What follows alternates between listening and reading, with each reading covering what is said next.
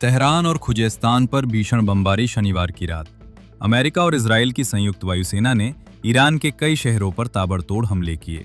सबसे बड़ा और चिंताजनक हमला खुजेस्तान प्रांत के हाफ्तगेल शहर में हुआ, जहां 10,000 घन मीटर क्षमता वाली एक विशाल जल आपूर्ति सुविधा को निशाना बनाया गया।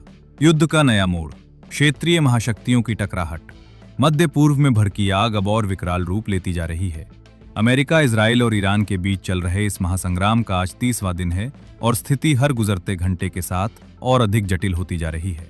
जहां एक तरफ अमेरिका हजारों अतिरिक्त सैनिकों को युद्ध क्षेत्र में उतार रहा है, वहीं दूसरी तरफ यमन के हूती विद्रोहियों ने पहली बार सीधे इजराइल पर बैलिस्टिक मिसाइल दागकर इस संघर्ष को एक नया और खतरनाक आयाम दे दिया है। 3,500 अमेरिकी सैनिक मध्य पूर्व पहुंचे। अमेरिकी केंद्रीय कमान ने पुष्टि की है कि यूएसएस त्रिपोली युद्धपोत पर सवार होकर लगभग 3,500 अतिरिक्त अमेरिकी सैनिक 27 मार्च को मध्य पूर्व क्षेत्र में पहुंच गए हैं। इनमें 31वीं मरीन एक्सपेडिशनरी यूनिट के नौसैनिक और मरीन सैनिक शामिल हैं, जो अमेरिकी सेना की सबसे अग्रणी और तीव्र प्रतिक्रिया इकाइयों में से एक मानी जाती है। यही नहीं, अमेरिकी सेना द्वारा अपनी सबसे ताकतवर पैराट्रूपर इकाई 82वीं एयरबोर्न डिवीजन से भी हजारों और सैनिकों को क्षेत्र में भेजे जाने की तैयारी है। इस तैनाती से साफ जाहिर होता है कि अमेरिका इस युद्ध में अपनी सैन्य उपस्थिति को तेजी से बढ़ा रहा है। हालांकि इसके साथ ही राष्ट्रपति डोनाल्ड ट्रंप ने दावा किया है कि ईरान के साथ युद्ध समाप्त करने के लिए बातचीत के प्रयास जारी हैं, यानी कूटनीति और सैन्य तैयारी दोनों एक साथ चल रहे हैं।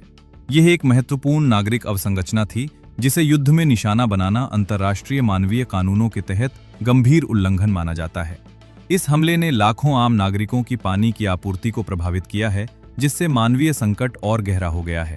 इसके अलावा पिछले 24 घंटों में तेहरान पर भी भारी बमबारी की गई है। रिपोर्ट्स के मुताबिक राजधानी के 2 विश्वविद्यालयों के परिसर भी इन हमलों से प्रभावित हुए हैं।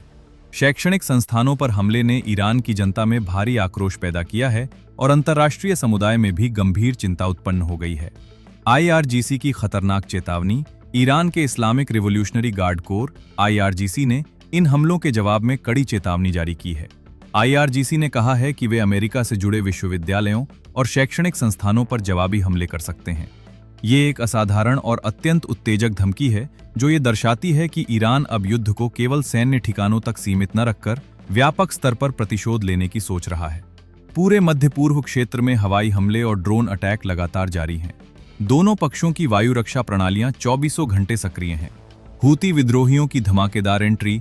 इस महीने भर से चल रहे युद्ध में एक नया और बेहद महत्वपूर्ण मोड़ तब आया जब यमन के हूती विद्रोहियों ने पहली बार सीधे इस संघर्ष में कदम रखा। हूतियों ने इजराइल की ओर एक बैलिस्टिक मिसाइल दागी, जिसने पूरे क्षेत्र में खलबली मचा दी।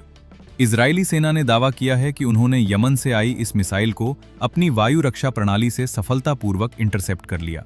लेकिन इस घटना का सामरिक महत्व बहुत बड़ा है। हूती विद्रोही ईरान के करीबी सहयोगी माने जाते हैं और उनके इस कदम को तेहरान के इशारे पर उठाया गया माना जा रहा है। हूतियों की एंट्री से यह साफ हो गया है कि ये युद्ध अब केवल अमेरिका इजराइल बनाम ईरान तक सीमित नहीं रहा, बल्कि ये पूरे एक्सेस ऑफ रेजिस्टेंस को सक्रिय कर रहा है। इसमें हिजबुल्लाह, हमास, हूती और इराकी मिलिशिया जैसे ईरान समर्थित संगठन शामिल हो सकते हैं। आगे क्या? ये युद्ध जितना लंबा खिंचेगा, उतना ही खतरनाक होता जाएगा। एक तरफ अमेरिका लगातार अपनी सैन्य ताकत बढ़ा रहा है, दूसरी तरफ ट्रंप प्रशासन कूटनीतिक रास्ता भी खुला रखना चाहता है। ईरान नागरिक ढांचे पर हो रहे हमलों से बौखलाया हुआ है और उसके सहयोगी एक एक कर मोर्चे पर आ रहे हैं। अगर अगले कुछ दिनों में कोई संघर्ष विराम नहीं हुआ, तो ये क्षेत्रीय युद्ध एक वैश्विक संकट का रूप ले सकता है, जिसके नतीजे सिर्फ मध्य पूर्व ही नहीं, बल्कि पूरी दुनिया को भुगतने पड़ेंगे।